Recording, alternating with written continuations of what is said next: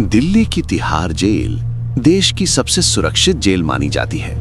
यहाँ से ना कोई भाग सकता है, ना ही कोई छुप सकता है। लेकिन आज मैं आपको उस सेल के बारे में बताने जा रहा हूँ जिसका कोई नंबर ही नहीं है। जेल के एक अंधेरे कोने में एक ऐसा सेल था जिसका जिक्र जेल के रिकॉर्ड में भी नहीं मिलता। कहते हैं उस सेल में उन कैदियों को रखा जाता था जिन पर सबसे संगीन जुर्मों का इल्जाम होता था।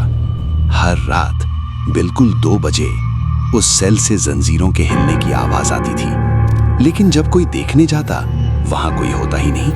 और फिर हर सुबह उस सेल की दीवार पर नए गहरे नाखूनों के निशान मिलते। 1998 की बात है। एक कैदी को उस सेल में बंद किया गया जिसका दोष था अपने पूरे परिवार की हत्या। पहले दिन वो बिल्कुल सामान्य था। तीसरे दिन उसने खाना छोड़ दिया। 5वें दिन वो रात भर चीखने लगा।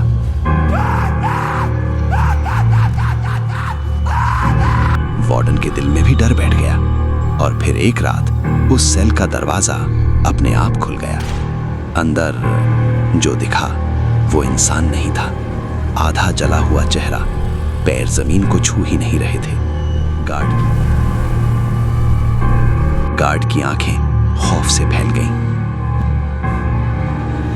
20 साल पहले एक जेलर ने एक बेकसूर को इसी सेल में जिंदा जला दिया था।